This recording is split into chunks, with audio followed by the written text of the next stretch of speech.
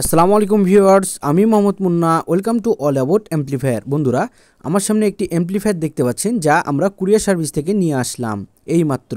চলুন বন্ধুরা, এটিতে কি অ্যাম্প্লিফায়ার আছে আমরা দেখে আসি। বন্ধুরা, আপনারা যেটা ভাবছেন সেটাই, এটি একটি ডেল্টা 4080 হেড। তো বন্ধুরা, এই হেডের মধ্যে কি কি আছে সবকিছু আপনাদেরকে বিস্তারিত দেখাবো, একটু ধৈর্য ধরার চেষ্টা করুন। দেখুন বন্ধুরা, এটির যে নাটগুলো আছে সে সব কয়টি নাটগুলো খুলতে হবে। এখন খোলার পরে এটির মধ্যে কি আছে আমরা দেখব। বন্ধুরা, মূলত আমাদের এই অ্যাম্প্লিফায়ারের কাজগুলো নেওয়া হয়, আমরা বিভিন্ন প্রকারের অ্যাম্প্লিফায়ারগুলো মডিফাই করে থাকি, যা আমাদের মনের মতন করে অ্যাম্প্লিফায়ারগুলো যেগুলো তৈরি করে থাকি সেগুলো আপনাদেরও অবশ্যই পছন্দ হতে পারে। আমরা এর আগেও একটি অ্যাম্প্লিফায়ার তৈরি করেছি আমাদের শকওয়েভ সার্কিট দিয়ে, ঠিক এইভাবে করে এটিতেও আমরা শকওয়েভ সার্কিটটা লাগিয়ে দেব। লাগিয়ে দেওয়ার আগে আমাদের এই অ্যাম্প্লিফায়ারটিকে আগে মানুষ করতে হবে, কারণ প্রচণ্ড ধুলাবালি লেগে আছে। যারা অ্যাম্প্লিফায়ারের ব্যবসা করে থাকে তারা বিভিন্ন প্রকারের জায়গাতে প্রোগ্রামগুলো করে থাকে যেগুলোতে ধুলাবালি লেগেই থাকে। এজন্য বন্ধুরা, আমরা অ্যাম্প্লিফায়ারটি গোটাটা পার্ট বাই পার্ট খুলে ফেলবো। খুলে ফেলার আগে সর্বপ্রথম আমরা কানেকশনগুলো দেখে নিব এবং ক্যাপাসিটারগুলো দেখে নিব যে ভালো আছে কিনা, এবং ট্রান্সফরমারটি ভালো করে দেখে নিব যে খোলা আছে কিনা। বন্ধুরা, ট্রান্সফরমারটি একটু চটে যাওয়া আছে, কারণ এইসব হেডগুলো প্রচন্ড ভারী হয়, মানুষ চাটতে যে ভেঙেও ফেলে দিয়ে। তো যাই হোক বন্ধুরা, আমরা এটিকে পরিষ্কার পরিচ্ছন্ন করে ফেলেছি। এখন ব্লোয়ার মেশিন দিয়ে প্রচন্ড হাই স্পিডে আমরা বাতাস দিচ্ছি। বাতাসটি না দিলে সঙ্গে সঙ্গে এটির ভিতরে যা পানিগুলো আছে সে পানিগুলো বের হবে না। পরবর্তীতে লাইন দিলে এটি শর্ট হয়ে যাওয়ার সম্ভাবনা থাকবে। বন্ধুরা, আমরা শুধু বাতাসই দিচ্ছি না, এই বাতাস দেওয়ার পরবর্তীতে যে ধাপটি দেখাবো সেই ধাপগুলো আপনাদের সঙ্গে করে নিয়ে আমরা এগিয়ে যাব। তো বন্ধুরা দেখুন, আমাদের যে ব্লোয়ার মেশিনটি আছে সেই মেশিনটি খুবই চমৎকার হাই স্পিডের কারণে যে পানিগুলো আছে সে পানিগুলো চলে যাচ্ছে।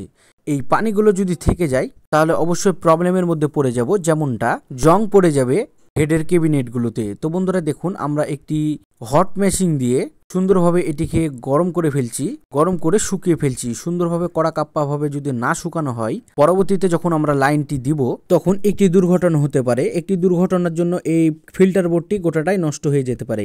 তো বন্ধুরা, আরও বিভিন্ন প্রকারের যে সার্কিটগুলো আছে, আউটপুটের যে সার্কিটগুলো, বাটনের সুইচ আছে অনেকগুলো, এই সার্কিটগুলোতে সুন্দরভাবে আমরা ভালো করে বাতাস দিচ্ছি আবার ব্লোয়ার মেশিন দিয়ে। আসলে বন্ধুরা, ব্লোয়ার মেশিনটি খুবই চমৎকার আকারে কাজ করে। বাতাসটির এতটাই চাপ হয় যে কোনো রকমের পানি থাকেই না। শুধুমাত্র আমরা এই হট মেশিন দিয়ে আমরা এটিকে সুন্দর করে গরম করে ফেলছি। গরম করার পর দেখুন কতটা গরম হয়ে যাচ্ছে, যে এটির যে ছটাতি আছে লাল কালারের, সেই ছটাতি আপনারা দেখতে পারেন। আর বিভিন্ন প্রকারের ফ্যানগুলো আছে, এরপরে নাট আছে, যত রকমের জিনিসগুলো আছে অ্যাম্প্লিফায়ারের, আমরা সবগুলো সুন্দর করে পরিষ্কার পরিচ্ছন্ন করে ফেলেছি। পরিষ্কার পরিচ্ছন্ন করার পর আমরা এগুলোকে আবারও হট মেশিন দিয়ে গরম করে ফেলবো। এই হট মেশিন দিয়ে যদি গরম করা যায় তাহলে জিনিসগুলো খুবই সুন্দর হয় এবং ভালো হয়। আমরা এটিকে সুন্দর করে পরিষ্কার পরিচ্ছন্ন করার পর আমরা এটিকে রং করব সিদ্ধান্ত নিয়েছি, কারণ আমাদের যে হেডটি এখন আপনারা দেখতে পাচ্ছেন প্রচণ্ড জং পড়ে আছে এবং জায়গায় জায়গায় যে রঙগুলো থাকে সে রঙগুলো একদম চলে গেছে। এজন্য বন্ধুরা, এটিকে সুন্দরভাবে আমরা পরিষ্কার পরিচ্ছন্ন করার পর হিট মেশিন দিয়ে গরম করছি। হিট মেশিন দিয়ে তাড়াতাড়ি গরম না করলে যে জংগুলো দেখতে পাচ্ছেন, এই জংগুলো একদম 100% এই জংগুলো লেগে যাবে। এই জংগুলো লাগার আগে সর্বপ্রথম আমাদেরকে শুকিয়ে ফেলতে হবে। শুকিয়ে এমনভাবে ফেলতে হবে যাতে কোথাও পানি না যেন থেকে যায়। পানি যদি থেকে যায় তাহলে জং লেগে যাবে।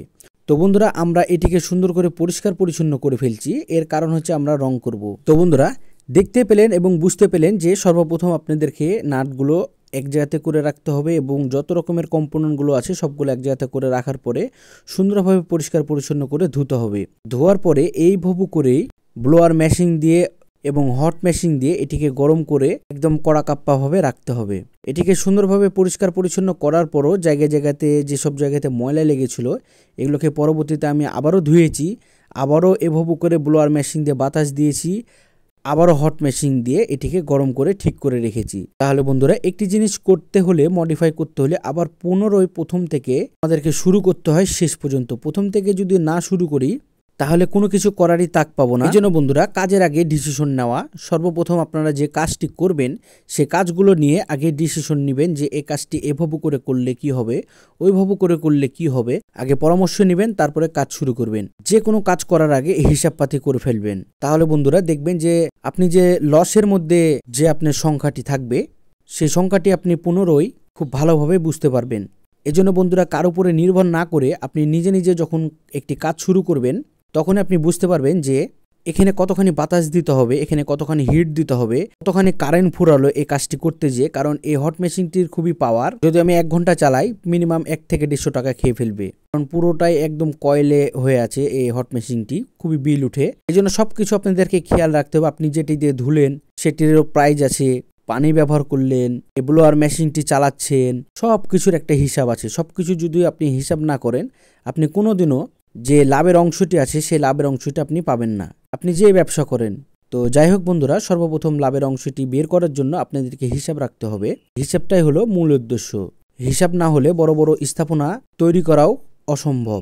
তাই বন্ধুরা, আমরা আপনাদেরকে সবকিছুই দেখিয়ে দিচ্ছি, বুঝিয়ে দিচ্ছি যে আমরা একটি অ্যাম্প্লিফায়ার তৈরি করতে কতটা পরিশ্রমের মধ্যে দিয়ে আমাদেরকে যেতে হয়। এর পরবর্তীতেও আপনারা যেভাবে কমেন্ট করে থাকেন, অ্যাম্প্লিফায়ারের অ্যালকাবন শীটে যদি একটু বেশি আঠা দেওয়া হয় তাহলে কি কমেন্ট করেন দেখেন, একটু আপনাদেরকে ভালো করে আমি দেখিয়ে দিই। এই ধরনের যদি কমেন্ট করতে থাকেন আপনারা, তাহলে বন্ধুরা অবশ্যই আপনারা একদিন নিজেদেরকে নিয়ে ভাবা ছেড়ে দিবেন এবং অন্যদেরকে ভাবা শুরু করবেন। তাহলে বন্ধুরা জীবনে কিছু করতেই পারবেন না, যেমন মামুন ইলেকট্রনিক্স।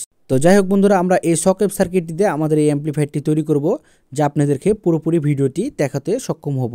ধন্যবাদ সকলকে ভিডিওটি দেখার জন্য। সবাই ভালো থাকবেন, সুস্থ থাকবেন। আল্লাহ হাফেজ।